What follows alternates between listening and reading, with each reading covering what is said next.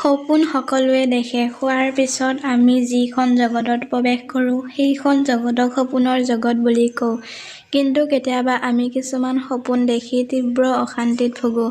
সপোনৰ অৰ্থ কি? সপোনটো শুভ নে অশুভ? কেতিয়াবা আমি এনেকুৱা সপোন দেখোঁ, শুই থকা মানুহে জাগি উঠে। সামুদ্ৰিক শাস্ত্ৰ মতে আমি যিবোৰ সপোন দেখোঁ, সেইবোৰ সপোন শুভ আৰু অশুভ ফলৰ সংকেত দিয়া দেখা যায়। তেনেহলে আহকচোন কথা পাতোঁ সপোনৰ ফলাফলৰ আৰু সপোনৰ অৰ্থ বিষয়ে। সপোনত অজগৰ দেখিলে কি হয়? কাৰোবাৰ লগত কাজিয়া হ'ব। জুই লগা দেখিলে কি হয়? ব্যৱসায়ত লোকচান হ'ব। সপোনত অচিনাকি নাৰী দেখিলে মনৰ আশা পূৰ্ণ হ'ব। মাছ দেখিলে টকা পইচা আহিব পাৰে। সপোনত অচিনাকি নাৰীৰ লগত প্ৰেম কৰা দেখিলে শীঘ্ৰে বিবাহ হ'ব। কান্দিলে সুখ আহিব। অচিনাকি মানুহ দেখিলে কি হয়? আত্মীয়ই সহায় কৰিব।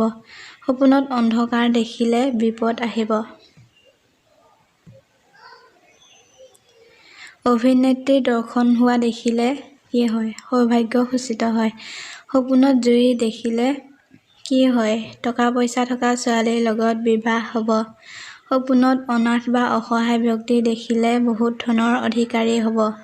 অচিনাকি পুৰুষ দেখিলে ভাগ্য ভাল হ'ব। অবিবাহিত ছোৱালী দেখিলে বিবাহৰ লক্ষণ।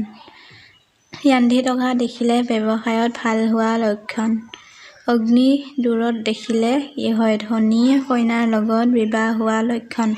সপোনত অধিক খং কৰা দেখিলে মামলা হোৱা লক্ষণ। অতি উচ্চ ঘৰ দেখিলে হাতলৈ অৰ্থ অহা লক্ষণ। সপোনত অধিক সোণ দেখিলে কি হয়? উন্নতি হোৱা লক্ষণ। অংগ বিচ্ছেদ দেখিলে কি হয়? হিতাকাংক্ষী বা বন্ধুৰ মৃত্যু হ'ব পাৰে। অগ্নিত কাপোৰ পোৰা দেখিলে কি হয়? ব্যৱসায়ত ক্ষতি হোৱা লক্ষণ। সপোনত অন্ধ লোক অহা দেখিলে কি হয়? অৰ্থ অভাৱ হোৱা লক্ষণ। অন্তপুৰ দৃশ্য দেখিলে ব্যৱসায় ভাল হোৱা লক্ষণ। সপোনত অন্ন দেখিলে কি হয়? ভাল হোৱা লক্ষণ। অশোক গছ দেখিলে কি হয়? আকস্মিক সুখ হোৱা লক্ষণ।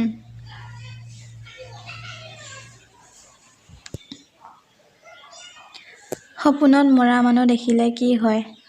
সপোনত সন্তান মৃত্যুৰ দেখিলে বৃদ্ধ মা-দেউতাসকলে তাৰ সন্তানৰ মৃত্যুৰ সপোন দেখে। যদি তেওঁলোকৰ সন্তান বিদেশত থাকে বা তাৰ সন্তান কিবা বেয়া অৱস্থাত থাকে, তেনেহলে এই ধৰণৰ সপোন আহিব পাৰে। ইয়াৰ অৰ্থ হ'ল তাৰ সন্তানক আগৰ অৱস্থাত ঘূৰাই পাব বিচাৰে। সপোনত নিজৰ মৃত্যু, মা-দেউতাৰ মৃত্যু দেখিলে কি হয়? যদি আপোনাৰ জীৱিত বা মা-দেউতাৰ মৃত্যু দেখিছে নেকি? তেনেহলে ইয়াৰ অৰ্থ হ'ব আপুনি আপোনাৰ মা-দেউতা হেৰুওৱা ভয়ৰ চিন্তা কৰে। আৰু আপুনি যদি মৃত মা-দেউতাৰ মৃত্যু সপোন দেখে, তেনেহলে বুজিব আপুনি আকৌ এবাৰ তেওঁলোকক দেখিব বিচাৰিছে। সপোনত যদি কোনোবাই দেখে যে তেওঁ কোনো অপৰিচিত ব্যক্তিৰ কবৰ খান্দি আছে, তেনেহলে তাৰ অৰ্থ হ'ব সপোন দেখাজনৰ কোনো মনৰ ইচ্ছা পূৰণ হোৱা লক্ষণ। যদি কোনো ব্যক্তিক আকৌ মৰা দেখে, তেনেহলে কি হয়? তেনেহলে সপোন দেখাজন নিজৰ কোনো মানুহৰ বেয়া হ'ব পাৰে। মৃত ব্যক্তিক যদি ৰোগ আক্ৰান্ত অৱস্থাত দেখে, তেনেহলে আপুনি ভাল জীৱনসংগী পাব গৈ আছে। যদি নিজৰ কবৰ খান্দা দেখে, তেনেহলে সেই সপোনৰ অৰ্থ হ'ব আপুনি নতুন ঘৰ বা ঘৰ মেৰামতি কৰা ইংগিত দিয়ে। মৃত ব্যক্তিক হত্যা কৰা দেখিলে আপোনাৰ কৰ্মজীৱন বাধা আহিব পাৰে। মৃত ব্যক্তিৰ পৰা কিবা এটা পোৱা দেখিলে কি হয়? তেনেহলে সেই সপোনৰ অৰ্থ হ'ব আপোনাৰ সুখ শান্তি হ'ব। যদি কোনো মৃত ব্যক্তিৰ লগত খানা খোৱা দেখে, তেনেহলে আপোনাৰ পৰিয়ালৰ সকলো সমস্যা সমাধান হ'ব আৰু আপুনি বহুত ধন সম্পত্তি উপাৰ্জন কৰিব পাৰিব। যদি কোনো মৃত ব্যক্তিক আপুনি কিবা এটা দিছে, তেনেহলে আপোনাৰ বিবাহিত জীৱনত অলপ সমস্যা আহিব পাৰে। যদি মৃত মানুহ দেখিলে শাৰীৰিক শক্তি বৃদ্ধি পাব।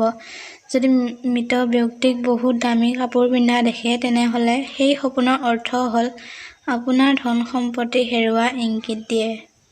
উক্ত লেখা ইণ্টাৰনেটৰ পৰা সংগ্ৰহ কৰা তথ্যৰ ওপৰত আধাৰিত